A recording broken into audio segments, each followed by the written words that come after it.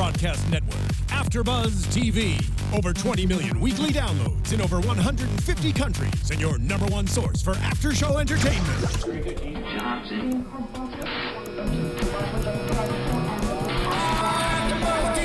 AFTERBUZZ TV, the destination for TV superfans. Producing aftershows for over 300 of your favorite TV shows, interviewing celebrities and showrunners, and bringing you behind-the-scenes exclusives. All thanks to E! Entertainment's Maria Menounos, producer Kevin Undergaro, and internet leader Akamai.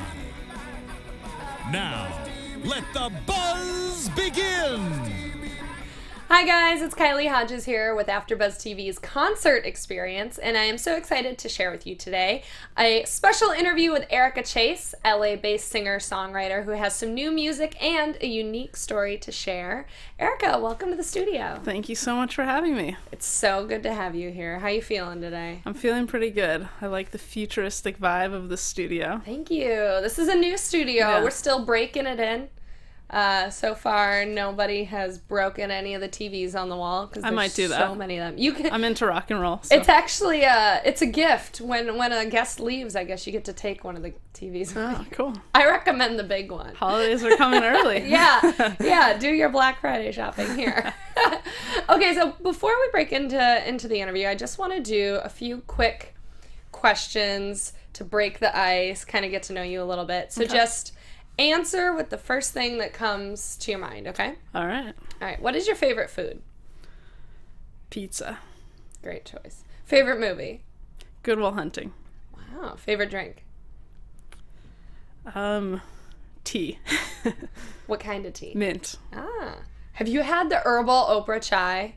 I haven't. Oh, it's really but good. It's from like Starbucks. Oprah. She's a smart Yeah, lady. Oprah's great. Yeah. She makes tea now, too. Is she coming in or no? Maybe later. I wish. You get to interview Oprah. You get to interview Oprah. That'd be great. What is your favorite song to drive with the windows down to? That's a good one. Maybe Bruce Springsteen, Born to Run. Yes, like that's one of mine too. Yeah. I would say Born to Run is a good one, or Thunder Road, also basically a good one. any Bruce. He is the boss. He is.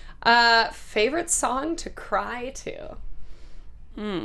Jeff Buckley, Lover, You Should Have Come Over. And if you're stranded on a desert island and you can only take one item with you, what would it be? A guitar. That'll Actually, get you a off guitar, that and island. I have to take my dog. Oh. Because well, all right, you get one, dog or the guitar. Oh God. Yeah, tough Hendrix questions will never here at forgive me. AFTERBUZZ TV. I don't know. I plead the fifth then. I feel like the dog might be a little more helpful in like not going insane. He might. I feel like I could still write music sans guitar, but I couldn't live without Hendrix. Yeah, the dogs could be your Wilson. Yeah. Your dog's name is Hendrix? Yeah. Oh, that's cute. That's a very cute name. Celebrity crush? Jared Leto. Oh, woo! I'm getting sweaty just thinking about him. From the My So-Called Life days all the way. Yeah. Like OG Jared Leto. Wow, I love him. How do you feel about him in the upcoming Suicide Squad movie? With the pink hair and all that? Yeah. You on board? I mean, I'm on board to see the movie. I don't know if that's my favorite look of his, but yeah. Because it's not the sexiest he's looked. Yeah, but he's Jared Leto. He can do no wrong. Were you crazy about him with the beard and the long hair? I liked the beard and the long hair. I really did. Too. Good job, Jared Leto. Yeah. What is one of your pet peeves? People that are fake. Oh, that's a good one. There's a lot of those in this world. And last but not least, guilty pleasure. Guilty pleasure. I'm pretty nerdy, and I watch like a lot of YouTube videos on like people's guitar collections and stuff like that. So I don't know. I find myself like that's the guilty pleasure. Googling YouTube. like nerdy guitar gear stuff. Well, it's good. At least it's not something that's like ineffective. This is good for your career. Yeah, I guess. All right, so let's get down to the business here. Share with me your story. Let's start from the beginning. When did you know you wanted to be a musician? I think it was pretty instinctual from a really early age. Like, my mom has childhood photos of me before I played guitar, and I'm always like taking some toy or a toy instrument and like doing this. So I just think it was always something that I was gravitating towards. But excuse me. I'm just getting over being a little sick. Oh no, everybody is sick. I know. We're Sorry. gonna sanitize the studio after this. You should.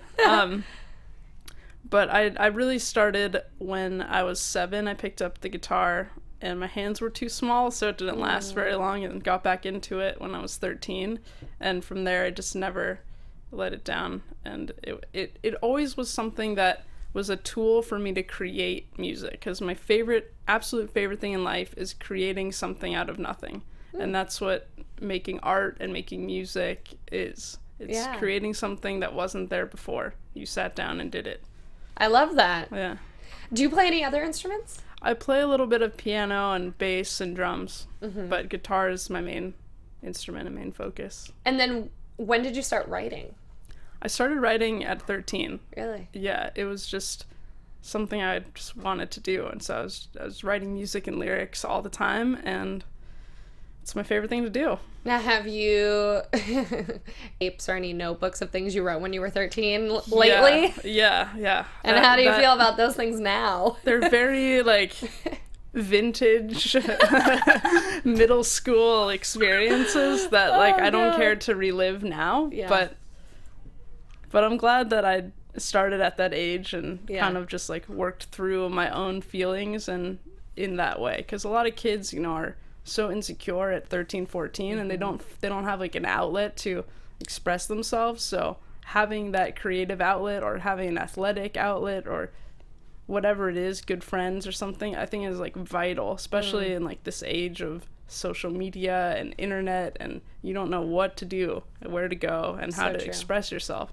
So I'm so grateful that I like found the guitar, or it found me, and that's great.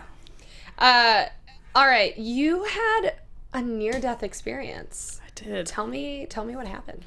Yeah, so that was really crazy, and that literally pushed me into chasing my dreams of being an artist. The quick backstory is I was figuring out what I was going to do after I graduated college, and I had a band in college, and I was writing all the time, and it was something I wanted to do, but I didn't know how one pursues being a musician, and if that was something that I should do after getting an education. I felt sort of like I had to do something with my education, and so I decided to apply for this program called Teach for America, and it's where they send you to inner cities to teach, and then you get a degree while doing that. And I was like, this sounds cool, I'd love to help people and do these kind of things. And I got rejected from this program. And when I got rejected, I found myself, I wasn't distraught about it. And my reaction to it made me realize that this wasn't like where my heart was. But then I was left with like, okay, so now what do I do? I have zero plan. And my dad had befriended this guy who knew this guy named Dana Strum, who's an 80s rock star guy. And he arranged to have Dana give me a call. I had no idea who Dana was. I had to Google him, and I was like, oh, he looks interesting. And so Dana gave me a call on February 2nd, and February 1st, actually, and we chatted for about an hour, and I had never spoke... February 1st of 2015? Of 2006. Okay. I was like, wait, this is so recent. Oh my God. No, it's still exciting, though. Please continue. It's coming up on 10 years, so it's really crazy. But Dana, I'd never spoken to anyone in the music business before, and he has asked me all these questions, everything from what are your influences to what are your desires, and I had never even asked myself these questions yet, so I had no idea. And after I got off the phone with him, I felt just this intense energy, like, vacillating between elation and fear. I felt like I sensed something was about to happen. And the next day, when I went to meet my friend for lunch, I was riding my bicycle and I got hit by a truck. And everything immediately went all white. And my first memory is waking up in a helicopter with a mask over my face. Oh my God. And it was so crazy and so out of body that I remember seeing my actual body from outside of it. And I was like, what is happening? Wow. And thankfully, I only suffered like really minor injuries. Really? Even though the bike was shattered in pieces on the street and the truck's windshield was shattered. Did you break any bones? I didn't. Oh my God. Yeah, I didn't. I barely had a scratch. I injured my left foot and had to walk with a cane for a bit, but no permanent damage or anything like that. Wow. And so that instantly made me realize that, okay, I get the message, life.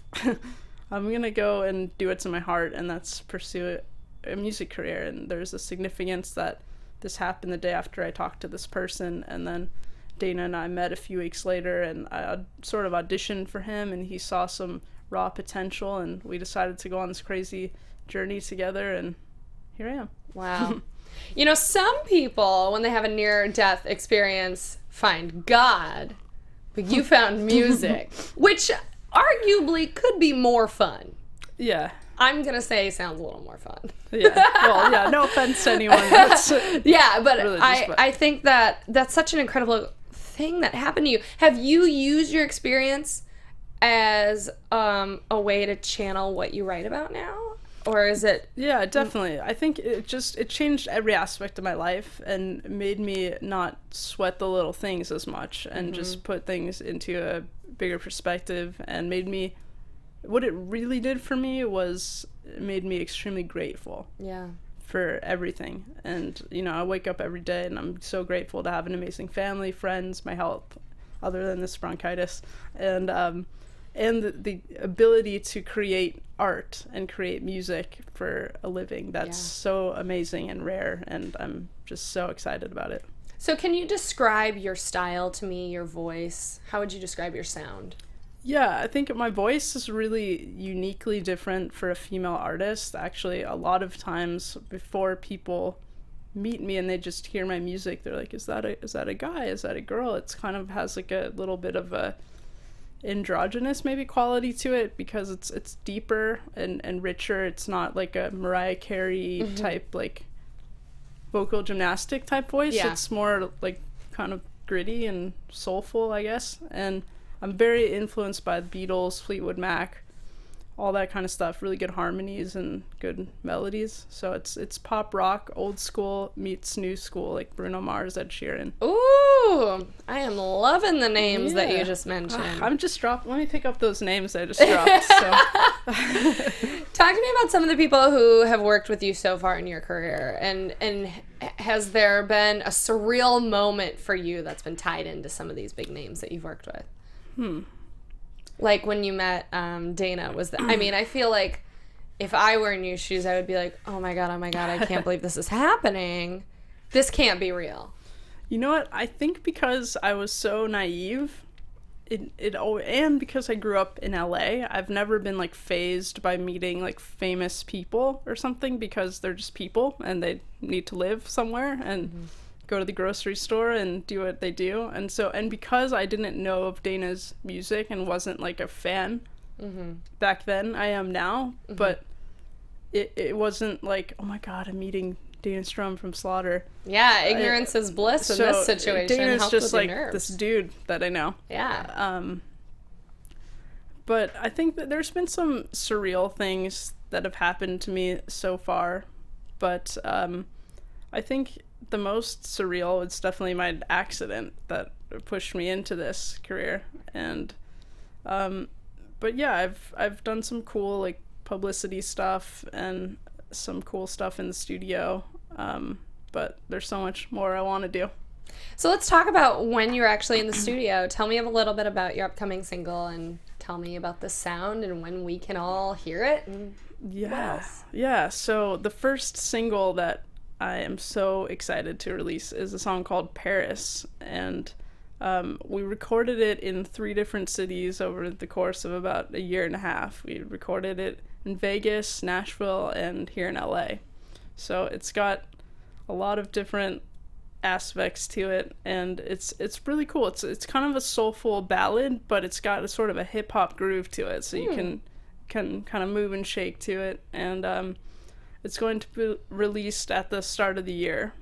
In 2016. 2016. Very exciting. And where can people go to find it when it is coming out? It'll be on all digital platforms, Spotify, iTunes, Google Play, Amazon, and you can go to ericachase.com, and any of my social media is at Erica Chase Music, and be bombarded with lots of information.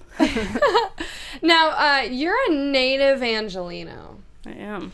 What part of LA did you grow up in? I grew up in the San Fernando Valley. Oh, specifically what part? Because we're in that right now. We are in that right now. We're in the or old stomping grounds. I grew up like my childhood home, I guess, the most spent of my childhood is in Tarzana. Okay. So do you feel like because you grew up in LA, you have a little bit of an advantage because you've already been around the most, I'd say, central part of the music industry? You know, you grew up near Hollywood. You probably weren't ever afraid of it, were you? That's an interesting question. I think, but because I grew up here, I took it for granted. And I also, even though I grew up here, I didn't know anyone in the industry. So it's not like I could call up Jimmy Iovine or something and be like, hey, Jim, how you doing?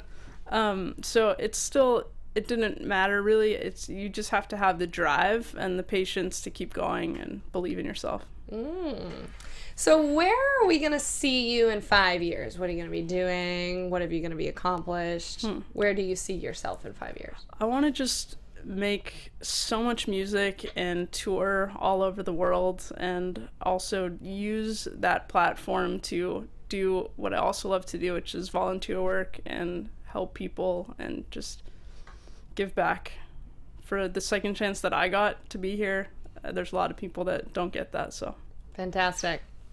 Well, Erica, it was a pleasure talking to you in the studio today. Can you please tell everybody where they can find you on social media, where they can find your music, everything they need to know about finding you? Yes, you can all find me at ericachase.com, or at Facebook, Erica Chase Official, at Twitter, at Erica Chase Music, and at Erica Chase Music on Instagram, too. Fantastic. And you guys can follow me on Twitter at the Kylie Hodges, or Instagram just at Kylie Hodges. Erica, thank you so much for joining me today. Thank you. It's my pleasure. Thank you, everybody on the interwebs, for watching, and we'll see you guys soon. Thank you all. From executive producers Maria Menounos, Kevin Undergaro, Phil Svitek, and the entire AfterBuzz TV staff, we would like to thank you for listening to the AfterBuzz TV network. To watch or listen to other after shows and post comments or questions, be sure to visit AfterBuzzTV.com. I'm Sir Richard Wentworth, and this has been a presentation of AfterBuzz TV. Buzz you later. The views expressed herein are those of the hosts only and do not necessarily reflect the views of AfterBuzz TV or its owners or principals.